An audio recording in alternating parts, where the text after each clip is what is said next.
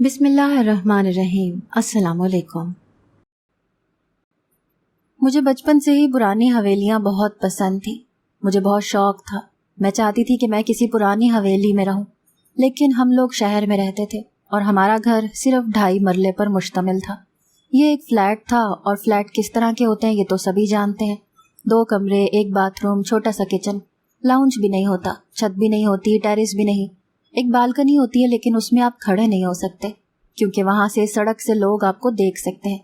اسی لیے میں ہمیشہ سوچتی تھی کہ کاش ہمارا بھی کوئی بہت بڑا گھر ہوتا، حویلی نہ صحیح پر کم سے کم بڑا گھر تو ہوتا۔ لیکن ایک دن میرے بابا نے ایسی بات بتائی کہ میں تو خوشی سے نہال ہو گئی۔ میرے بابا نے کہا کہ کچھ پرانے کاغذات نکلے ہیں جن میں میرے دادا کی ایک حویلی نکلی ہے جو کہ گاؤں میں ہے۔ میری ماں نے کہا کہ اب ہم اس کا کیا کریں گے، اس کو بیچ دیتے ہیں۔ میں نہ میں سر ہلا رہی تھی کیونکہ میں تو اس میں رہنا چاہتی تھی، جبکہ میری ماں اس کو بیچنے کی بات کر رہی تھی۔ میرے بابا نے کہا کہ ہم اس کو بیچ نہیں سکتے، وہ بہت بڑی ہے، ہمیں اس کا خریدار نہیں ملے گا، اور جب تک ہم اس کی تھوڑی بہت مرمت نہیں کروائیں گے اس کو کوئی خریدے گا بھی نہیں۔ آج کل کے دور میں اتنے پیسے کوئی نہیں نکالے گا۔ میری ماں نے کہا کہ پھر تم کیا چاہتے ہو؟ میرے بابا نے کہا کہ ہم وہاں جا کر رہیں گے، اور کیا، کب تک اس فلیٹ میں پڑے رہیں گے، ہم کرائے سے بچ جائیں گے، اور اگر وہ حویلی زیادہ بڑی ہوئی تو اس کا آدھا حصہ ہم کرائے پر دے دیں گے تو ہماری چاندنی ہو جائے گی۔ ہمیں تو ایک پل کو بھی نہیں سوچنا چاہیے۔ میری ماں گاؤں میں نہیں جانا چاہتی تھی۔ جب ان کی میرے بابا سے شادی ہوئی تھی تو وہ لوگ گاؤں میں ہی رہتے تھے، اور میری ماں یہ بہانہ کر کے شہر آ گئی تھی کہ وہ گاؤں میں نہیں رہنا چاہتی۔ میرے بابا نے سمجھایا کہ وہ تب کی بات تھی، اب تو گاؤں میں بھی کیبل لگی ہے، ڈش بھی لگے ہیں، اے سی لگے ہیں، ہر طرح کی چیزیں ہیں، بجلی ہے، پانی ہے، اور ہم اس حویلی میں رہنے کے لیے چلے گئے۔ وہاں پر داخل ہوئے تو مجھے ایسے لگا کہ میں اپنے کسی خواب میں داخل ہو رہی ہوں۔ میں اتنی زیادہ خوش تھی کہ میں اپنی خوشی کا اندازہ بھی نہیں لگا پا رہی تھی۔ کتنی خوبصورت حویلی تھی، اتنی بڑی تھی۔ سنا تھا یہاں پر 27 کمرے تھے، تہہ خانہ تھا، نوکروں کے کمرے الگ تھے، ہال تھا، مہمانوں کا کمرہ الگ تھا۔ یہ حویلی نہیں تھی میرے لیے تو یہ محل تھا۔ لیکن اب اس کو صاف کون کرتا؟ میری ماں نے باتیں کرنا شروع کر دی۔ ظاہر ہے ہمارے فلیٹ کو تو ہم خود ہی صاف کر لیتے تھے، لیکن کہاں 2.5 مرلے کا فلیٹ اور کہاں 10 کنال کی حویلی۔ میری ماں نے کہا کہ اس کو صاف کون کرے گا؟ میں صاف کروں گی، میں اتنی دور سے اس کو صاف کرنے کے لیے آئی ہوں، صدیوں کا گند کون صاف کرے گا؟ میری ماں نے تو باتیں کرنی شروع کر دی۔ جب تھوڑی دیر کے بعد وہاں پر ایک بوڑھا بابا اور ایک لڑکا آئے، انہوں نے کہا کہ ہم حضور آپ کے دادا کے خاندانی نوکر ہیں اور ہمیں وہ اس حویلی کا خیال رکھنے کے لیے کہہ کر گئے تھے۔ میری ماں نے کہا کہ بڑا اچھا خیال رکھا ہے تم نے، حویلی تو مٹی سے اٹی پڑی ہے۔ اس نے کہا کہ بی بی جی جب گھر میں کوئی نہیں رہتا تو ویسے ہی گھر خراب ہو جاتا ہے، ہم تو صاف کرنے کی بہت کوشش کرتے تھے۔ میرے بابا نے کہا کہ ٹھیک ہے، اس کو صاف کرنے میں آپ ہماری مدد کریں، آپ لوگ خاندانی نوکر ہیں تو ہم آپ کو دوبارہ سے کام پر رکھ لیتے ہیں۔ میری ماں نے کہا کہ ان کے پیسے کہاں سے دو گے؟ بابا نے کہا کہ دے دیں گے پیسے، ورنہ اس بڑے سے گھر کو صاف کون کرے گا؟ میرے بابا نے ان کو کہہ دیا کہ آپ اپنا کام شروع کریں۔ تو بابا جی نے کہا کہ میں تو اب بوڑھا ہو گیا ہوں، مجھ سے تو یہ کام نہیں ہوتا، یہ میرا بیٹا ہے، اس کا نام افضل ہے، یہ آپ لوگوں کا کام کرے گا، یہ جوان جہان ہے، حویلی کو صاف بھی کرے گا، گھر کا سودا سلف بھی لا دے گا، اور گھر کا خیال بھی کرے گا۔ میرے بابا نے اس لڑکے کی طرف دیکھا، وہ بڑا ہی خوبصورت نوجوان تھا، نوکر تو کہیں سے بھی نہیں لگتا تھا۔ میرے بابا نے کہا کہ ٹھیک ہے، لیکن آپ خاندانی نوکر ہیں تو اس خاندان کو بھی اپنا خاندان اور اس گھر کی عزت کو اپنی عزت سمجھیے گا۔ تو اس نے کہا کہ بالکل صاحب، ہم لوگ تو آپ لوگوں کے لیے اپنی جان بھی دے سکتے ہیں۔ آپ کے دادا حضور کے ساتھ میرے باپ نے ساری زندگی گزاری ہے، اور میں نے بھی اپنی آدھی زندگی گزاری ہے، یہ خاندان تو ہمارے لیے بہت ہی زیادہ باعزت ہے۔ اب میں اسی حویلی میں رہنے لگی۔ میرا ایک خواب پورا ہو گیا، مجھے ایسے لگتا تھا کہ میں اس حویلی کی شہزادی ہوں۔ میں جگہ جگہ جاتی، مجھے وہاں سے کچھ چیزیں بھی ملی تھیں۔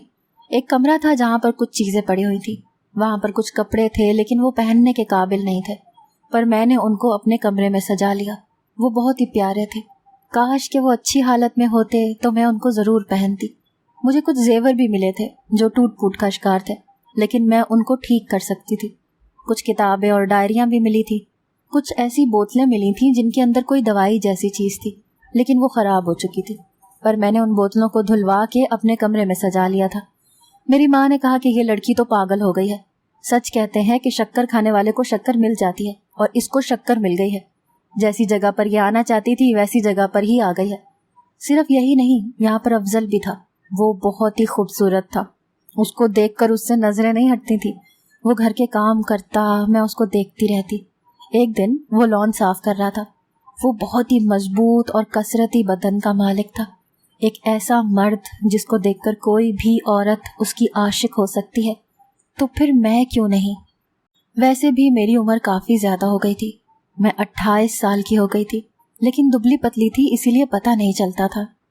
میرے لیے رشتے تو آ رہے تھے، لیکن بہت بڑی عمر کے لوگوں کے رشتے آتے تھے تو میری ماں فوراً انکار کر دیتی تھی۔ میرے بابا کہتے تھے کہ اب تمہاری بیٹی 28 سال کی ہے تو اس کے لیے اگر 35 سال کے بندے کا رشتہ آ گیا تو اس میں کیا برا ہے، 7-8 سال کا فرق تو ہوتا ہے، میں بھی تو تم سے بڑا ہوں۔ میری ماں میرے باپ کو کہتی کہ ہاں تم مجھ سے بڑے ہو، اصل میں اپنی بیٹی کی شادی اس سے بڑے مرد سے نہیں کروانا چاہتی۔ میرے بابا نے کہا کہ کیوں، میرے ساتھ تمہاری زندگی اچھی نہیں گزری؟ تو میری امی خاموش ہو جاتی۔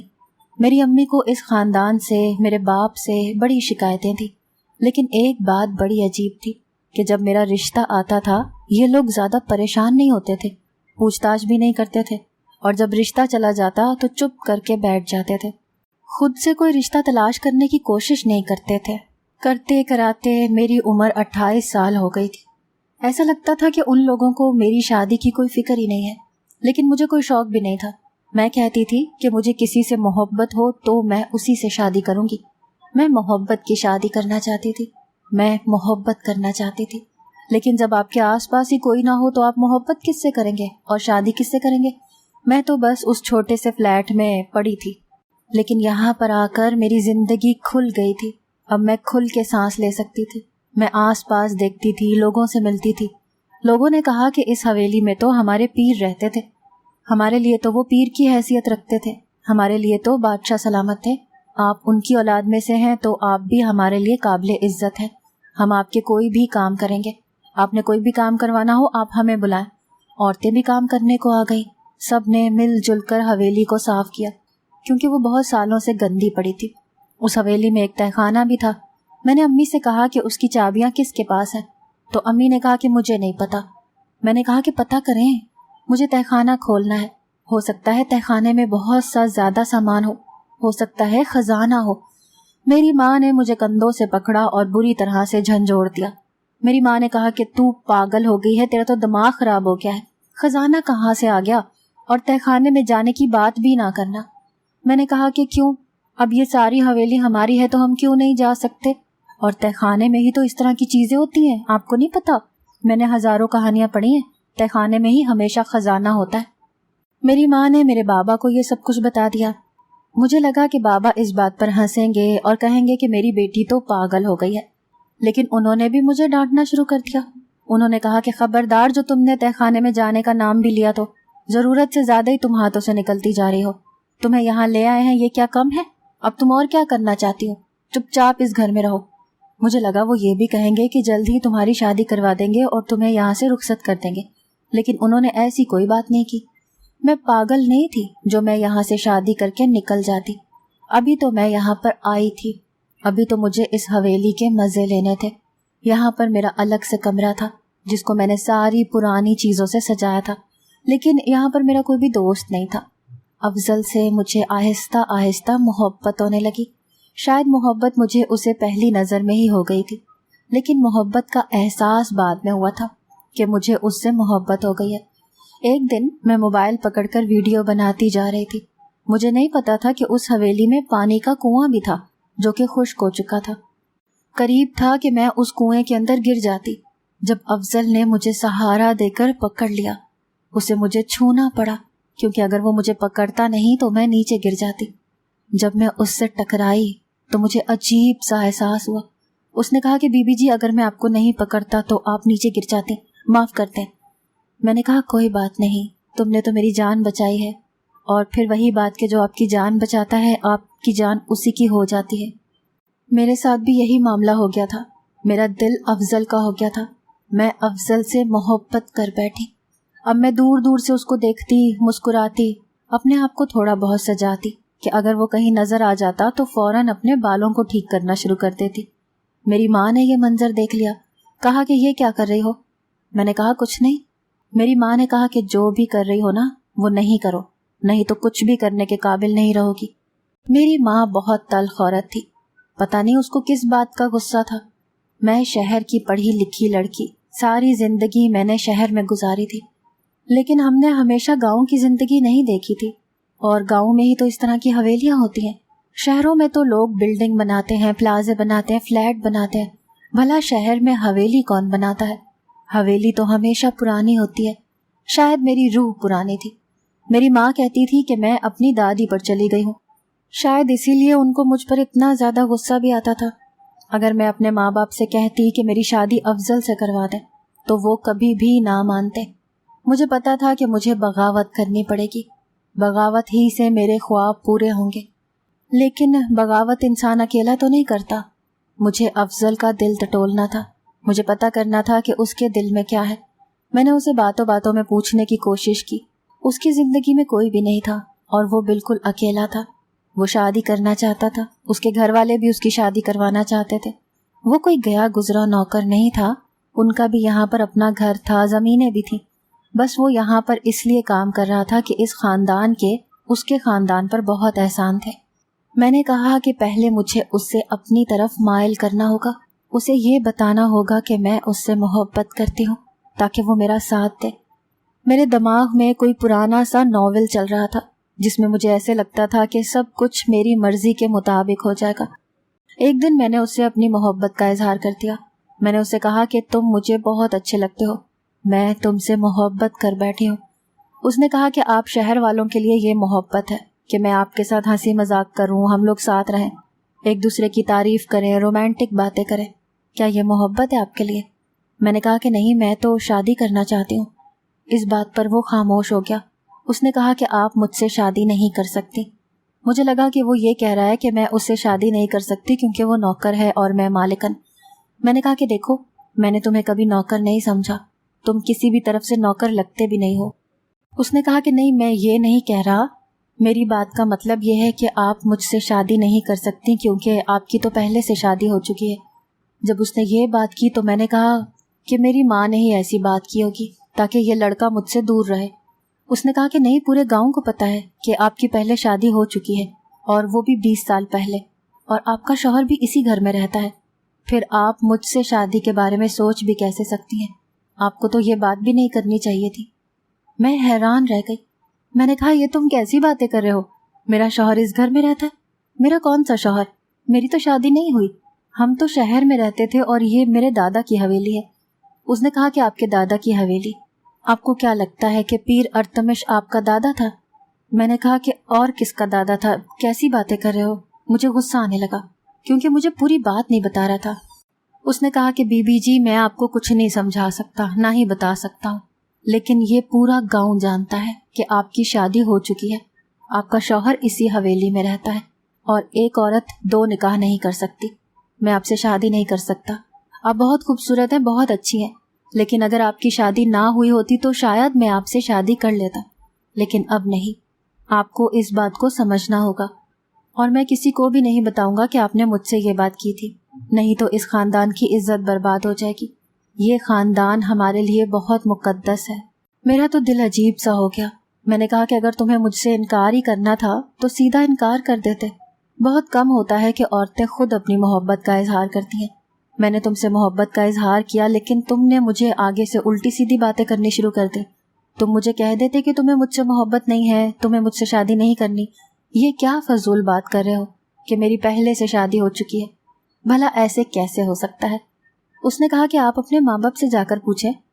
میں پریشان ہو گئی، اپنے کمرے میں آ گئی، کچھ دیر تک بیٹھ کر سوچتی رہی کہ کوئی بھی ایسے ہوا میں تیر کیسے چلا سکتا ہے؟ کیا بات ہے اس مطلب کا؟ کیا میرے ماں باپ نے مجھ سے کوئی بات چھپائی ہے؟ اب یہی طریقہ تھا کہ میں ان سے پوچھتی۔ میں نے ان سے بات کی تو انہوں نے کہا کہ ہمیں اس بارے میں تم سے کوئی بات نہیں کرنی، تم چپ ہو جاؤ، جب وقت آئے گا تو ہم تمہیں بتا دیں گے۔ میں نے کہا کہ کیا مطلب کہ وقت آئے گا تو بتا دیں گے؟ آپ کہہ دیں کہ ایسا نہیں ہے۔ اور کہاں ہے میرا شوہر؟ کہاں رہتا ہے وہ؟ میرے ساتھ کیوں نہیں ہے؟ میں نے تو اسے کبھی نہیں دیکھا۔ آپ لوگوں نے میری شادی کب کروائی؟ کیا بچپن میں میرے سر پر کوئی چوٹ لگی تھی جو مجھے اپنی یادداشت بھول چکی ہے اور مجھے پتہ ہی نہیں ہے کہ میری زندگی میں کیا ہوا ہے؟ میرے ساتھ ایسا کچھ بھی نہیں ہوا تھا، اور ایسا صرف فلموں میں ہی ہوتا تھا۔ میرے ماں باپ نے تو مجھے صحیح جواب ہی نہیں دیا۔ میں بری طرح الجھ گئی، پریشان ہو گئی۔ ایسے کیسے ہو سکتا تھا کہ میری شادی ہو چکی تھی اور مجھے پتہ بھی نہیں تھا؟ یہ ممکن نہیں تھا۔ کیا میرے ساتھ کوئی مذاق ہو رہا تھا، یا شاید یہ کوئی جھوٹی بات تھی؟ آخر یہ سب ہو کیا رہا تھا؟ میں نے بار بار اپنے ماں باپ سے یہ بات پوچھنا شروع کر دی۔ جب میں ان سے پوچھتی تو وہ ڈر سے جاتے۔ ایک دن تو میری ماں نے غصے سے میرے باپ سے کہا کہ میں نے تمہیں کہا تھا کہ یہ لڑکی ایک دن سوال کرے گی، لیکن تم نے میری ایک نہیں سنی، اب تم اس کو جواب دو۔ وہ دونوں آپس میں لڑنے لگے۔ میں نے کہا کہ یہ کیا ہو رہا ہے، آخر مجھے بتا کیوں نہیں دیتے؟ اس بات پر وہ پھر سے خاموش ہو گئے۔ میں نے افضل سے پھر سے پوچھنے کی کوشش کی تو اس نے کہا کہ ہم تو نوکر ہیں، ہمیں تو بولنے کا کوئی حق نہیں ہے۔ میرے دادا جان کو اس بارے میں سب کچھ پتا ہے۔ میں نے کہا کہ میں تمہارے دادا جان سے ملنا چاہتی ہوں، لیکن جس دن میں نے اس کے گھر جانے کا پلان بنایا اسی دن وہ اس دنیا سے چلے گئے۔